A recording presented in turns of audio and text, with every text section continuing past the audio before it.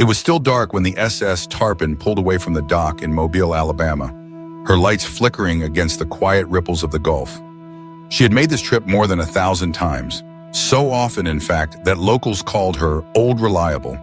A steamship of modest size but legendary endurance, she ferried passengers and freight up and down the coast between Mobile and Panama City, Florida, for over 3 decades.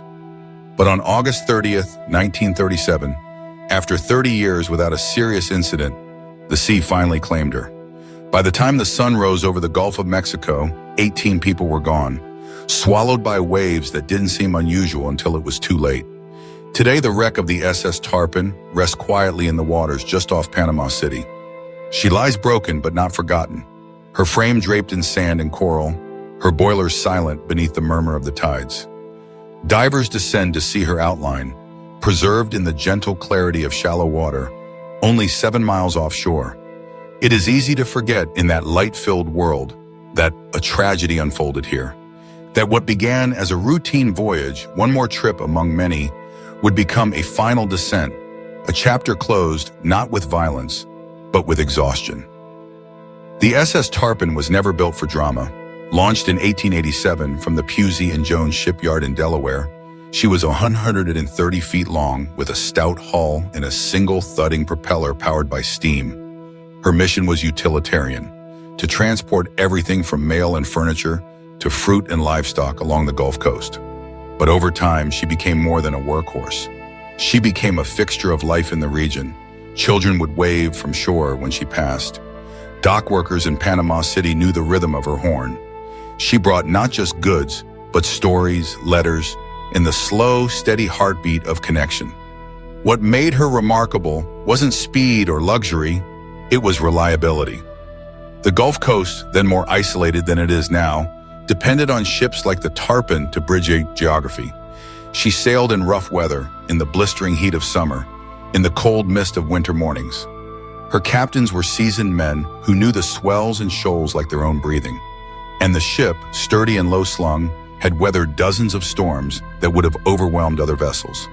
Year after year, she kept to her route, steadfast as a metronome, which is why her end came not with warning, but with the weight of familiarity. On her final voyage, the Tarpon was reportedly overloaded, a common practice at the time, especially in late summer when demand for shipping rose. She carried passengers, cattle, and a heavy load of cargo lashed to her deck and stowed deep in her hold. The forecast was uncertain, but not ominous. Storms had passed through earlier in the week, and the Gulf was unsettled, but no one expected disaster. Captain Willis Barrow, a man known for calm in all conditions, gave the order to depart without hesitation. What followed was a slow unraveling. The seas grew rougher as the Tarpon made her way east. The extra weight began to tell, every crest and trough sending spray across the deck, loosening ropes, shifting cargo. The ship's low freeboard, normally an advantage, now became a vulnerability. Waves sloshed over the rails with increasing frequency. The pumps ran constantly. The crew, experienced but limited in number, did what they could. But the sea was relentless, and slowly, it began to win. Around 2 a.m., just off the coast of Florida, the SS Tarpon listed heavily to starboard. Water rushed below decks. The engine coughed. Lights flickered and then failed. Those awake were thrown from their bunks. Crates broke loose, crashing against the hull. In the dark, among the case, it became clear. The ship would not make it. Orders were shouted, life vests handed out, lifeboats cut free. But it was all too late, too fast. When the Tarpon finally rolled, she did so without ceremony, vanishing beneath the surface like a tired breath finally exhaled. Only a handful survived, clinging to debris, bobbing in the water for hours before being spotted by passing vessels. Some were pulled to safety barely conscious. Others were never found. The sea kept them, tucked somewhere in the folds of sand and silt near where the wreck rests today. The death of the SS Tarpon shocked the Gulf Coast. Communities that had depended on her for decades found themselves grappling not just with the loss of a ship, but the sudden silence of something that had always been there. Her name faded from headlines in time, but never from memory. She was mourned not like a disaster, but like an elder who had given all she had, until there was nothing left to give. And so she lies now off Panama City's shore, not famous, not grand, but deeply remembered. A vessel of modest ambition, whose loyalty outlived her hull. A ship whose story does not end in fire or explosion, but in fatigue, and perhaps in peace. For 30 years, the SS Tarpon was the quiet pulse of the Gulf Coast, a steamer that never asked for praise yet earned it in every port she touched. Day after day, voyage after voyage, she carved a path between Mobile and Panama City, threading through the narrow lanes of commerce, connection, and community. Her boiler never screamed. Her horn never begged attention. But in small towns strung along the water's edge, her arrival was felt like clockwork. Children knew her name before they knew their letters. Merchants planned their inventory around her schedule. Fishermen adjusted their nets when they heard her whistle rising from the fog. At 130 feet long, with a shallow draft and a broad, stable hull, the Tarpon was designed not for speed but for endurance. She wasn't flashy and she wasn't fast, but she was steady. Her iron frame flexed against countless storms and bore the weight of thousands of shipments, from bags of flour to printing presses to crates of live chickens. She even carried automobiles in her later years, when roads had yet to reach every bayfront town. Her crew became familiar faces along the docks, deckhands who knew every cleat, engineers who could coax the boiler to life with a whisper, and captains who had memorized the constellations before GPS was even a dream, and none knew her better than Captain Willis Greenbarrow. By the time of her final voyage, Barrow had become inseparable from the Tarpon in public memory. Stoic and slow to speak, he had a wiry frame and a habit of watching the horizon more than the shore. He didn't believe in luck, only preparation. He knew the Gulf's moods, the way it breathed before a storm, the way its color changed just before the wind picked up. Under his leadership, the Tarpon survived more than one hurricane. He had a reputation not just for skill, but for care. Every passenger who boarded the Tarpon under his watch felt it, not safety as a slogan, but as a presence. Yet even the best captains can be outmaneuvered by time and tide. By the 1930s, the Gulf Coast was changing. New highways were connecting towns that had once depended entirely on steamers. Trucks rolled in with supplies that once required ships. Airplanes were beginning to carry mail. The golden era of the coastal steam packet was drawing to a close. But the Tarpon persisted. She was part of the landscape. She had outlasted competitors, adapted to changes in cargo, and even undergone a retrofit in 1902, when her original wooden upper works were replaced with steel for greater resilience. But steel cannot outweigh fatigue. On that final voyage, the Tarpon carried over 200 tons of cargo, well beyond what she was meant to haul in heavy seas. It was late summer and the Gulf had grown restless with the season's churn. Swells were already pushing high as she left Mobile, but nothing unusual enough to warrant alarm. To the crew, this was just another crossing. To the captain, this was another stretch of familiar water. The real danger lay not in the waves alone, but in what they would do to a ship pushed too hard, too far. Witness accounts describe her sitting low in the water from the outset, her deck cluttered with crates stacked shoulder high. Below decks, the hold was packed tight, every inch occupied. Some later speculated that the overloading was driven by rising competition, one last heavy run to meet the month's margins. Whatever the reason, it changed the ship's behavior. She rolled sluggishly, her response time dulled, and when the swells grew steeper overnight, she began to ship water faster than the bilge pumps could clear. Some crew members reportedly noticed the shift early. Barrels broke loose, ropes groaned. The bow began to slap down harder into each wave, rather than slicing through. As the Gulf's rhythm grew more punishing, the Tarpon became less a ship and more a burdened shadow fighting gravity. By 2 a.m., she was laboring. By 2:30, she was faltering. And by 3 o'clock, she was giving up. The survivors describe a scene of eerie quiet before the end. Not panic, just exhaustion. The sound of waves hitting the hull, the creak of shifting cargo, the final groan of metal as the ship heaved and listed. Then darkness, then water. Out of the 31 people on board, 18 were lost. Some clung to wreckage until the morning sun lifted above the Gulf. Others were pulled under, trapped in cabins, caught beneath shifting crates.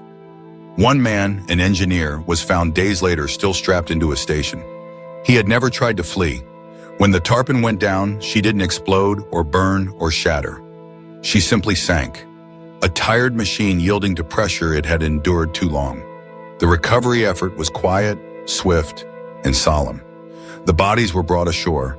A few pieces of cargo drifted in with the tide, floating crates, a battered lifebuoy. But for the most part, the tarpon vanished with grace. There was no inquiry, no scandal, no finger-pointing. Only a eulogy spoken in docks and warehouses, in the sigh of communities that had grown used to seeing her come and go. And so the sea kept her, out there in the swells near Panama City, resting gently where the water clears and the light is soft. The tarpon wasn't designed to be legendary, but she became something better, essential, enduring, and deeply, quietly missed. Long before divers brought cameras or historians drew maps of wrecks, the Gulf knew where she had fallen. Fishermen in Panama City would sometimes say their nets caught on old iron, or speak in low tones about a patch of water that shimmered differently, even on calm days. For years, the SS Tarpon remained mostly undisturbed, lying still in her watery cradle, her presence marked only by memory and occasional chance. Her bones were known first not by scholars or explorers, but by those who made their lives near the sea, those who never needed a plaque to remember what was lost. It wasn't until the 1990s that serious efforts began to locate and document her remains. A group of local divers, some descended from the very families who once waited for tarpon's arrivals, set out with charts, sonar, and the instinct that comes from growing up near salt. When they found her, they didn't announce it with fanfare. They descended quietly, following shadows on the bottom until the unmistakable form of her boiler rose from the sand like a ghost's spine. Iron plates rested like fallen armor. The propeller was long gone, possibly salvaged decades earlier, but much of her shape remained. Her keel, engine mounts, scattered fragments of railings and deck. The water around the wreck was shallow, barely 20 feet at its deepest, making her one of the most accessible steamship wrecks in the region. Visibility was often good. On clear days, sunlight filtered down and gilded her remains in gold. Divers described the scene as peaceful, even tender. There was no sense of violence, no jagged ruin, just the slow, soft scouring of time. Marine archaeologists followed. They cataloged pieces, compared them to shipyard records, and confirmed her identity beyond doubt. The SS Tarpon, long thought lost in both body and spirit, had been found. But what was more remarkable than the discovery itself was what came next.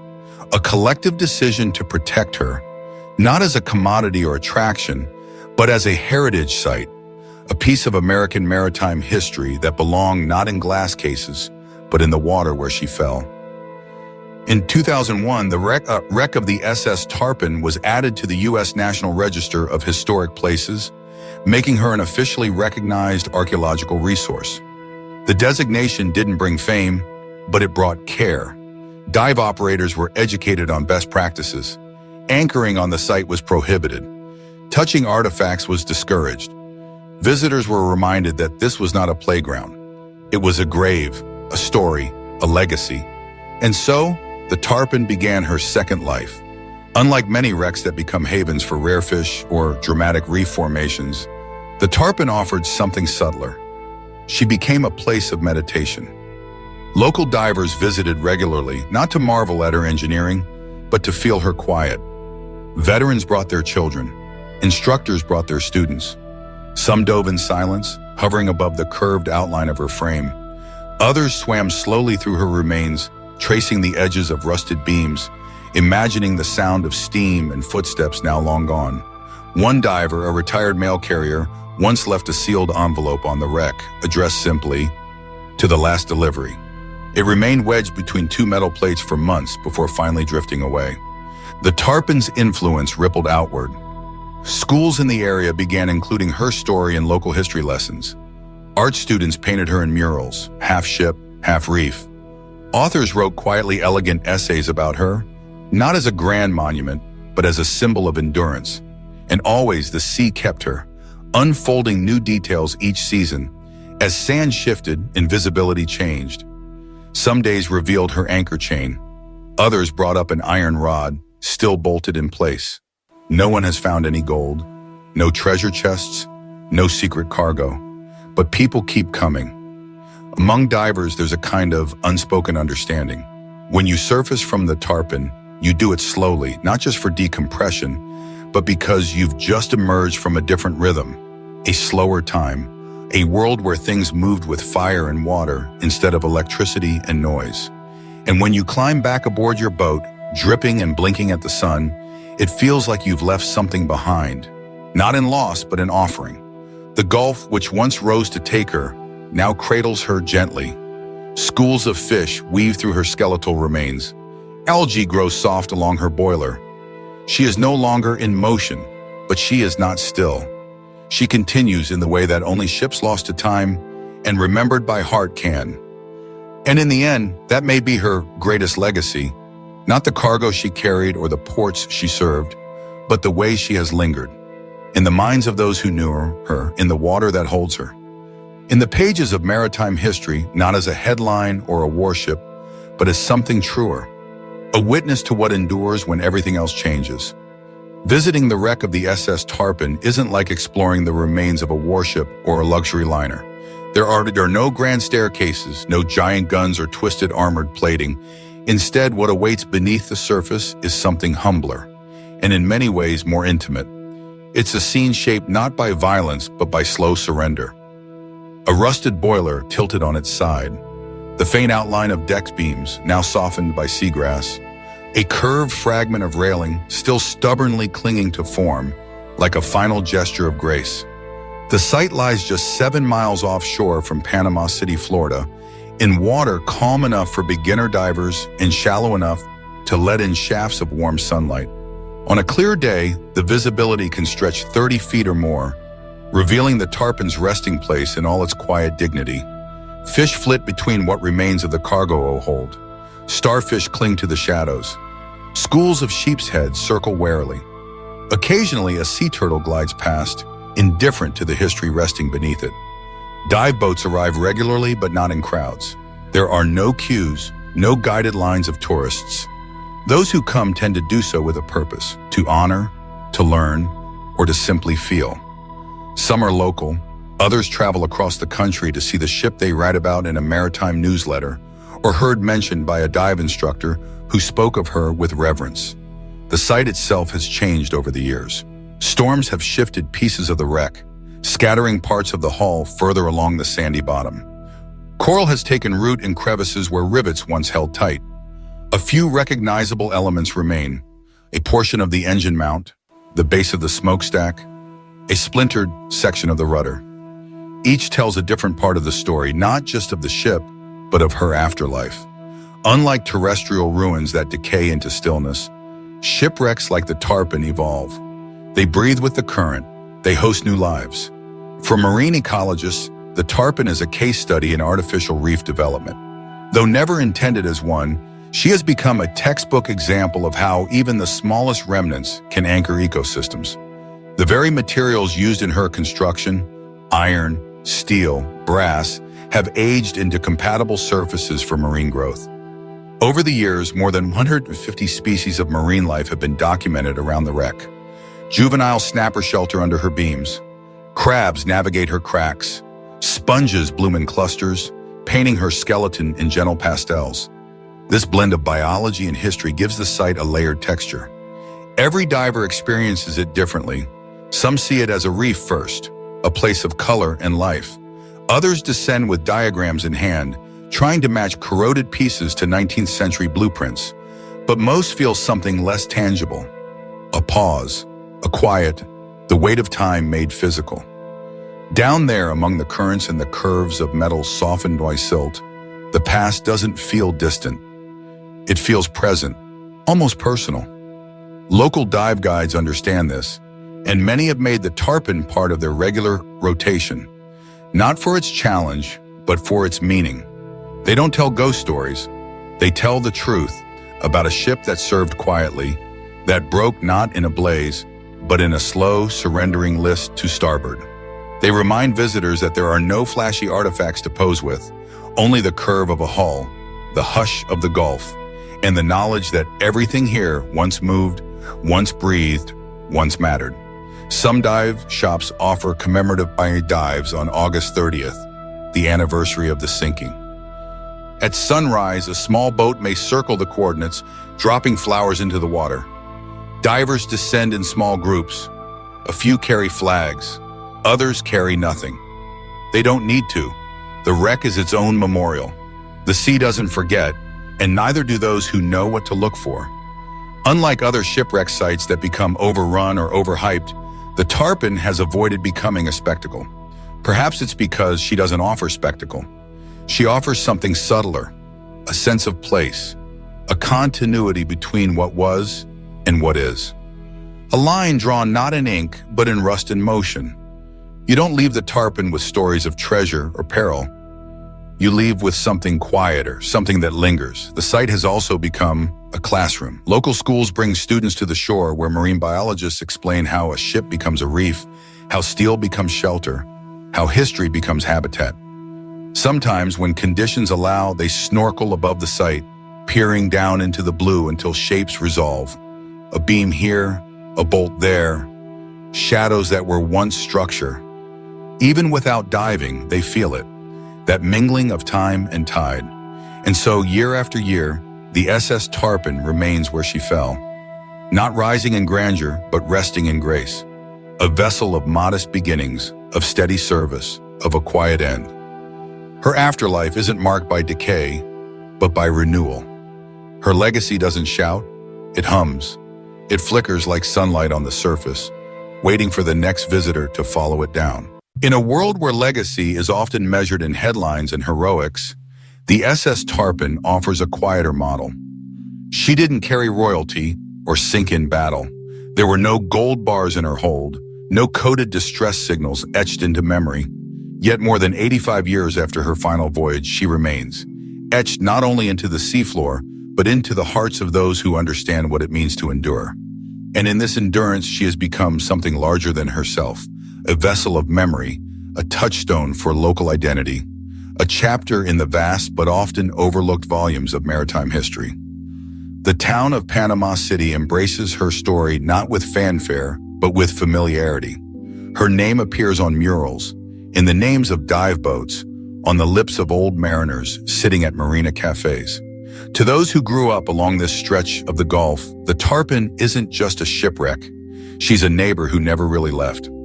Older residents remember their grandparents speaking of her with affection, recalling how the ship's whistle could be heard from blocks inland, how cargo crates stamped with her name signaled good news from afar.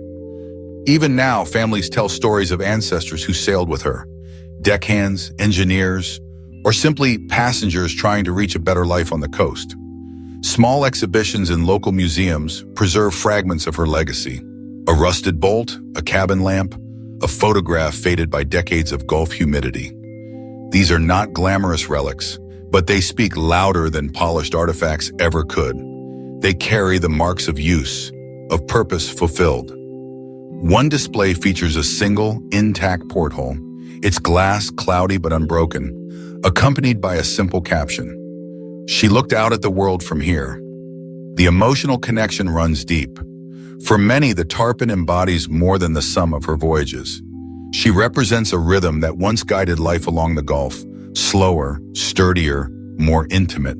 Before highways and high-speed ferries, it was ships like hers that tied the coast together, not just with cargo, but with community.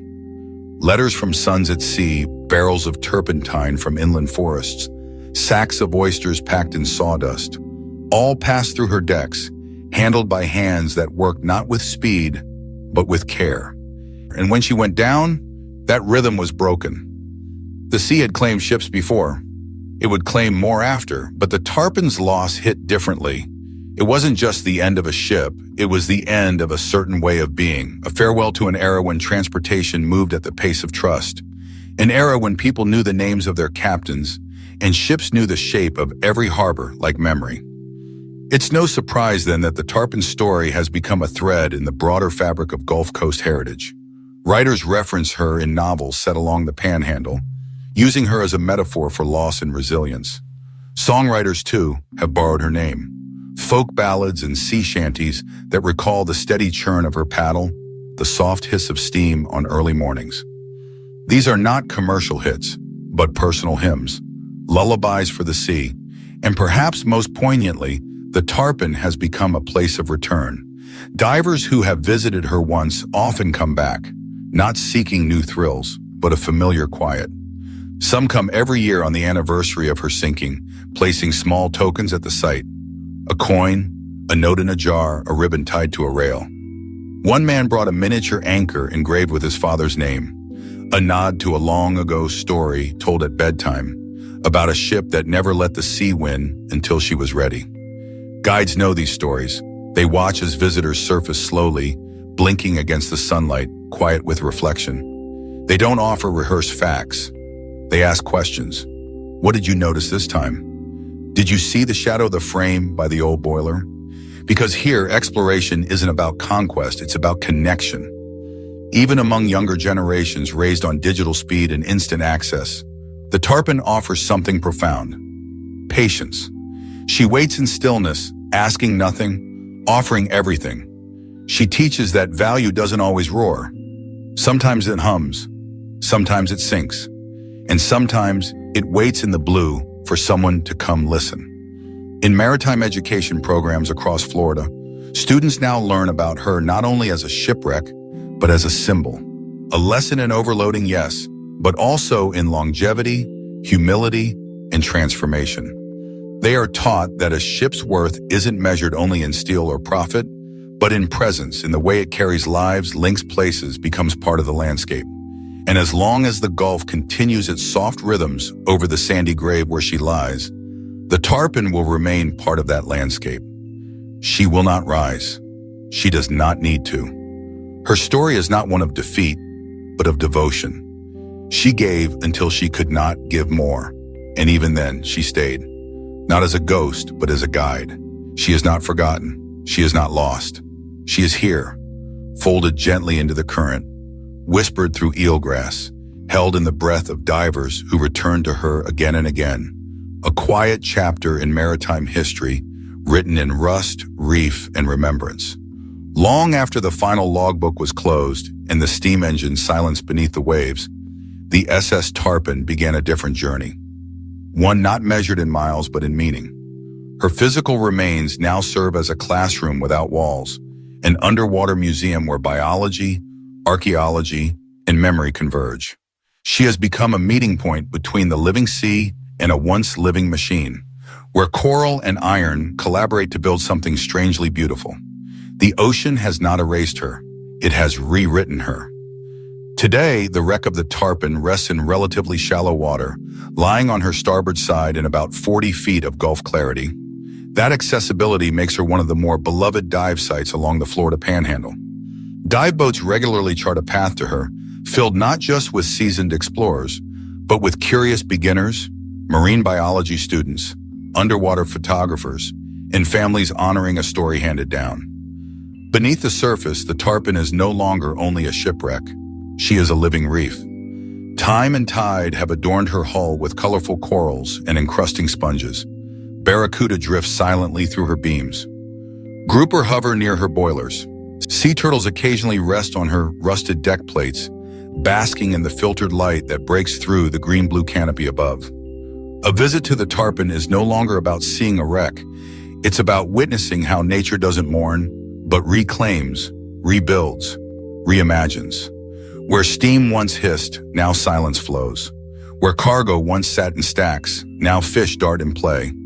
Life, in its endless adaptability, has chosen the Tarpon not as a grave, but as a foundation. Divers describe the experience with reverence. The descent begins like any other dive. Gear checks, buddy signals, a backward roll into the Gulf. But as the wreck comes into view, its outline growing more distinct with each meter, something changes. The chatter in the mind goes quiet. The clatter of the surface world fades. What remains is breath and wonder. Swimming along the rusted railings, seeing how the sea has both preserved and transformed the structure, evokes a feeling that has less to do with adventure and more to do with recognition. You are not the first to witness this, and you will not be the last. But in that moment, you are part of it. Interpretive materials, dive maps, and educational pamphlets provided by local marine organizations ensure that visitors understand not just what they're seeing, but why it matters. They learn how the Tarpon's sinking was preventable, a result of human miscalculation, too much cargo, too much faith in routine. They also learn how her afterlife has been carefully managed. No artifact removal is permitted, and divers are taught to observe without disturbing. It's a quiet contract between those who remember and those who protect. To look is a privilege, to take is a violation. The designation of the SS Tarpon site as part of the U.S. National Register of Historic Places in 2001 cemented her role in the larger tapestry of American maritime heritage.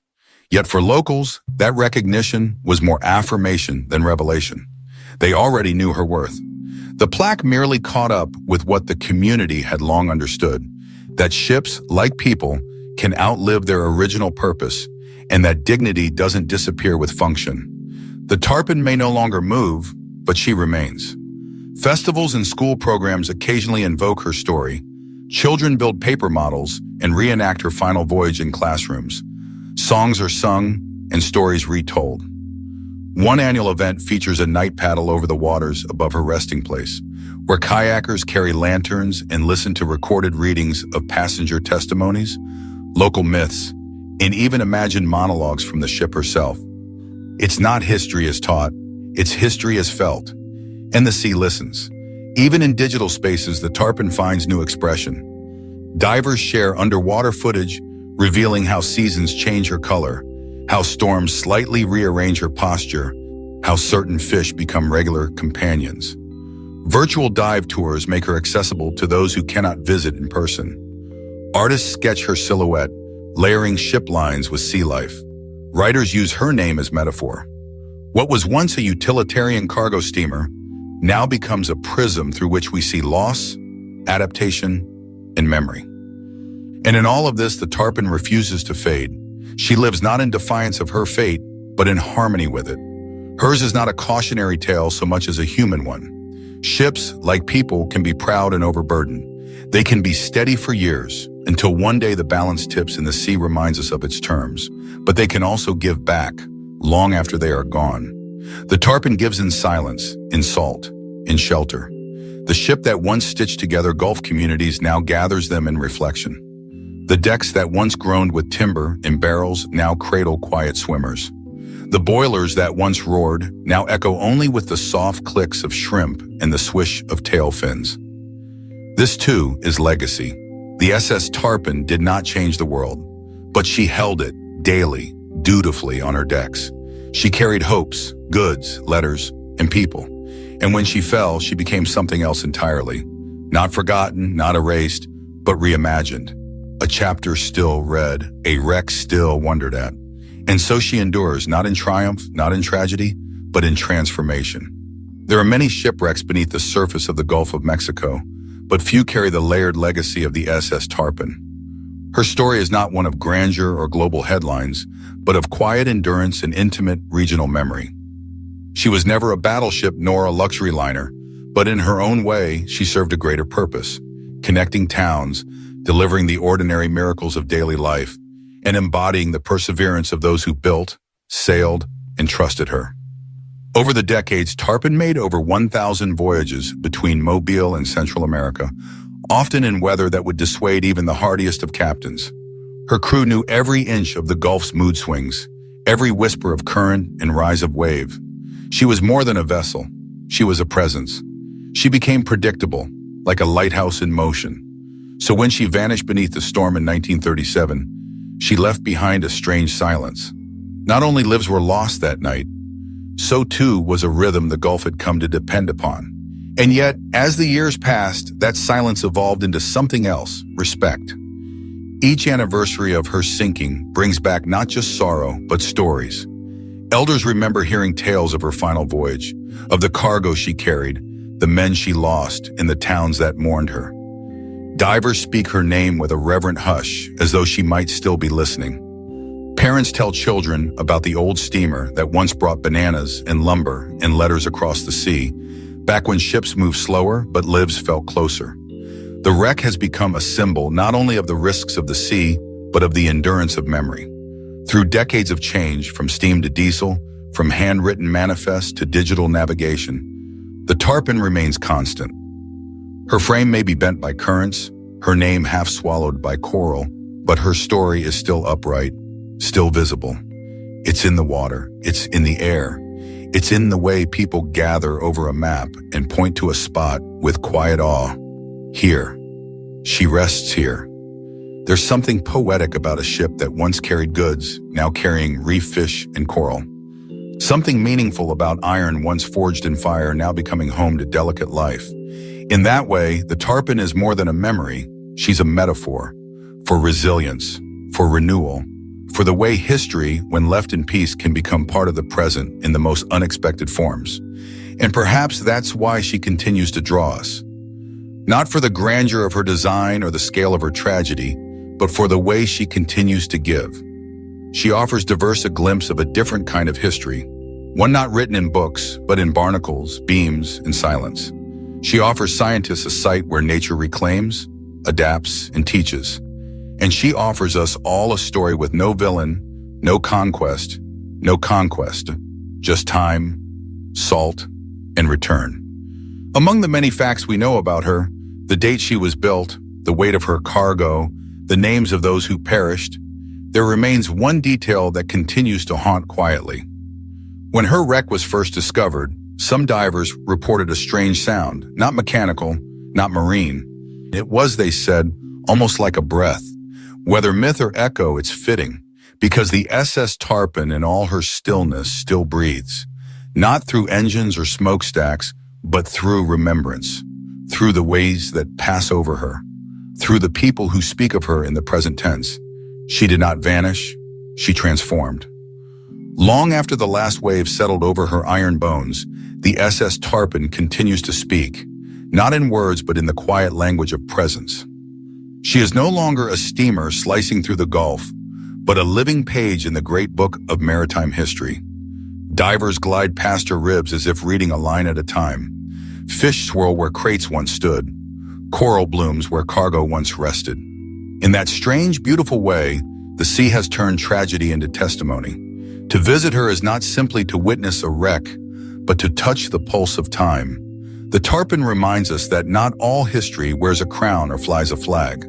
Some of it rusts gently in the deep, offering its story only to those who are willing to listen slowly, breathe deeply, and let the ocean whisper back. In her stillness, she tells us everything we forgot to remember.